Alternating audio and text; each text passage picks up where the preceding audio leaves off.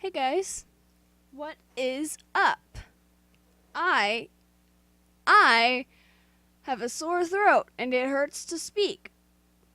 But here we are with Narcissu. This particular download has both the first game and the second game in it, I think. And let's get right into it. I played a little bit of this before, honestly, to test out my recording software, but I'll play it. Yeah, it's been a while, so I kind of forgot some stuff. Probably. All right. Translation. Let's do this, and let's do voiced. Let's do prologue. 眩しかった日のこと、そんな冬の日のこと。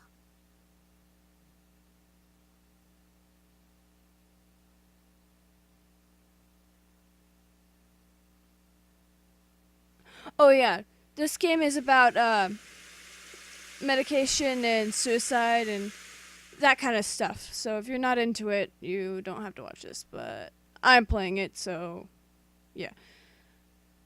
Spring 1996. Setsumi.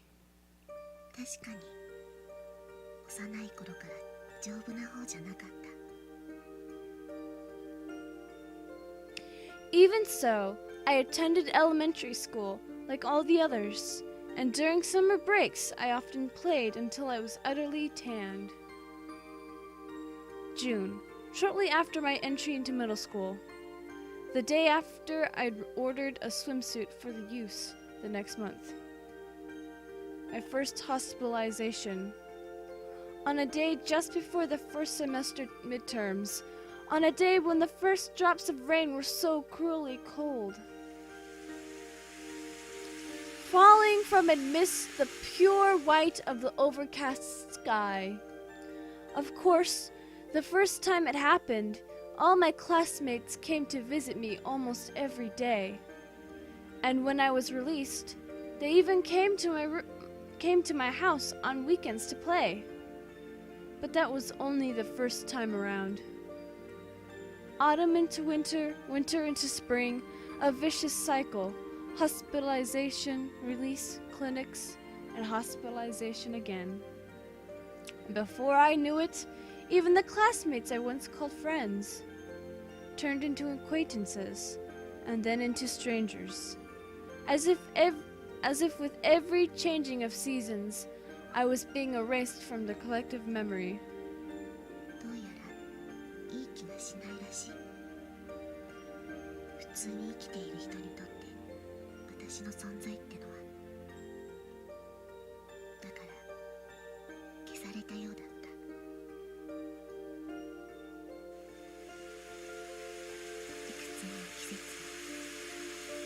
白い梅雨空を誰とも言葉を交わす必要もなく過ごした。私の英語の教科書は1年生の中間テスト以降まっさらな状態だった。 No comment. そこで私の時間も止まったらしい。 Oh.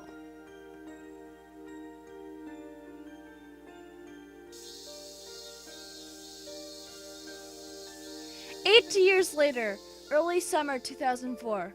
Protagonist. Summer. Flowing sweat. The gigantic electronic scoreboard in the driver's license examination facility. Lit up all at once.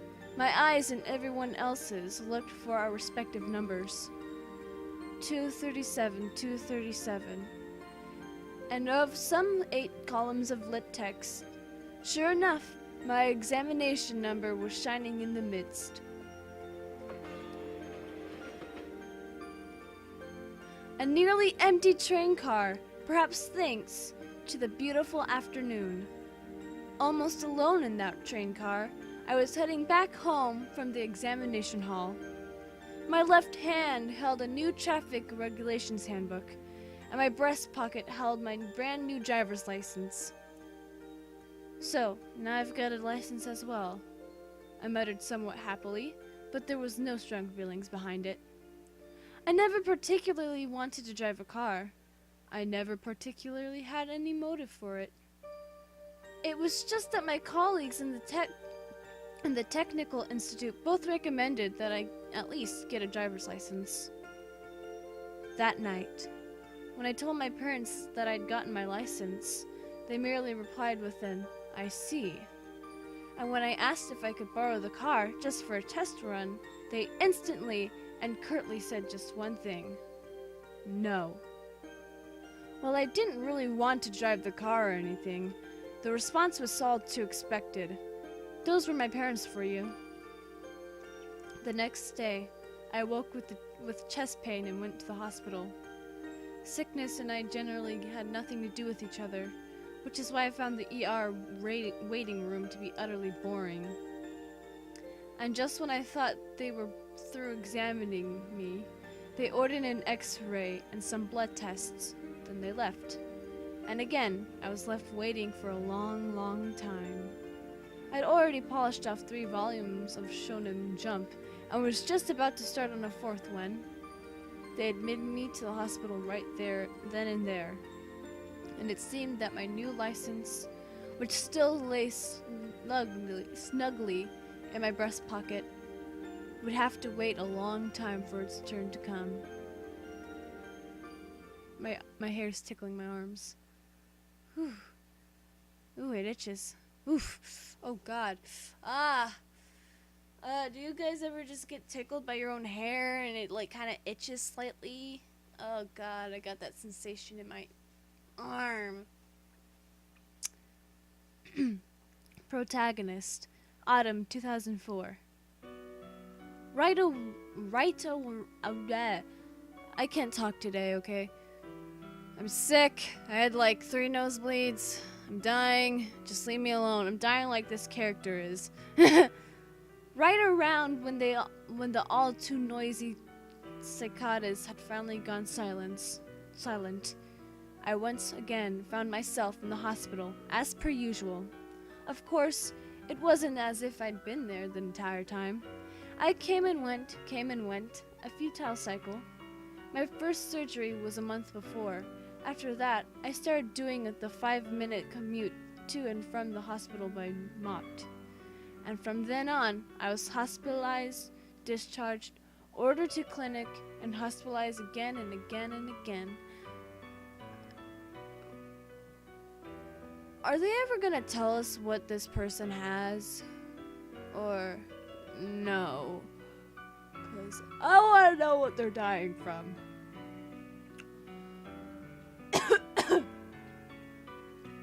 Well, I still had no clue what PET or IRESA stood for. In no time at all, several months had already passed. As my appetite decreased, my medications increased. I could feel my own physical strength atrophying away. I kept imagining that my legs were getting thinner, but the needle of the weight scale rudely informed me it's not just your imagination. And yet I kept looking on at myself with detached interest, as if it were happening to somebody else entirely, as if I were looking at a scene on TV or the like. My mind could not grasp what had so suddenly happened to my body. Nothing within me was telling me that this was real at all. And that's why, even though it was all happening to me, I kept looking on as if it were happening to someone far away. A day of winter, around when the Christmas trees had vanished from the streets, I was discharged home as a kind of New Year's End treat. It seemed like an exercise in total transience, but still, it made me slightly happy. I traveled back to a home I had not seen in a long time in the midst of a freezing rain. This game uses midst a lot. Midst. Strangely enough, my entire family was there. My parents, who had never so much as talked to me, came out to meet me, if with a terribly stilted smile. if with terribly stilted smiles. Stilted. And my little sister, with whom I'd never had a pleasant word, had made my favorite cream stew and fried shrimp just for me. They made me sit at the table. They peeled tangerines for me. They were cruelly kind. It was an impressive display. Such fancy language, man. It's like poetry. At this point, a little thought occurred to me about my new driver's license, which was still stuffed away in my pocket. That perhaps things would end for the license without it ever having known any use. That's depressing. And surrounded by a trio of stilted, strained smiles, I kept that thought, as if it were someone else's business, with dispassion, ambiguity, and total disinterest. I'm really hungry. I have brownies in my room and I want to eat them. But they're for someone else. They're for my crush. I don't know if he's gonna watch this or not. Hi. Protagonist, January 2015. 2005. Why did I say 15? Jeez.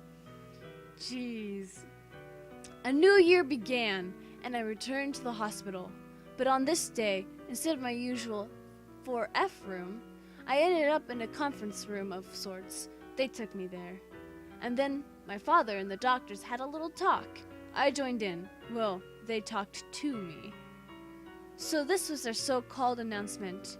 They said it in a terribly roundabout fashion, but they told me that I was going to die. I see. That was my only reply.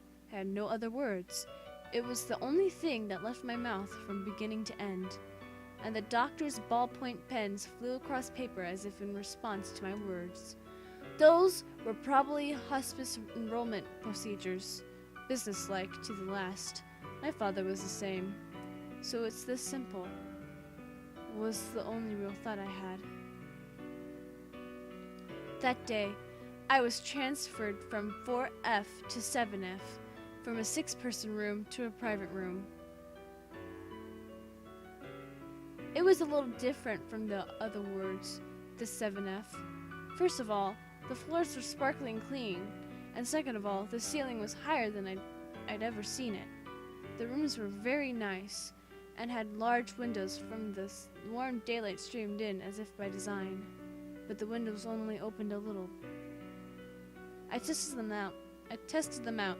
My head would just barely fit out of one. The color of my ID bracelet had changed as well.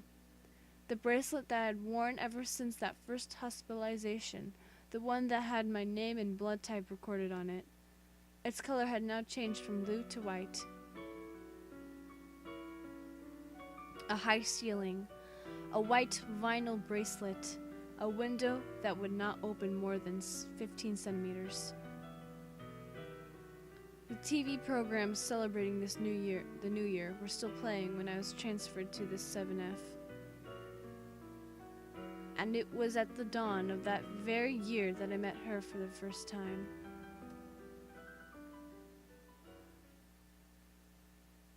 Narcissus. 冬7回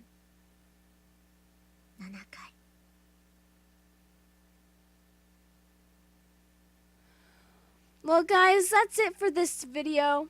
I hope you enjoyed it. We'll pick up where we left off next time. But until then, leave a like, hit subscribe, leave a comment down below, watch my other videos, share this video. I don't know if I already said that. And yeah.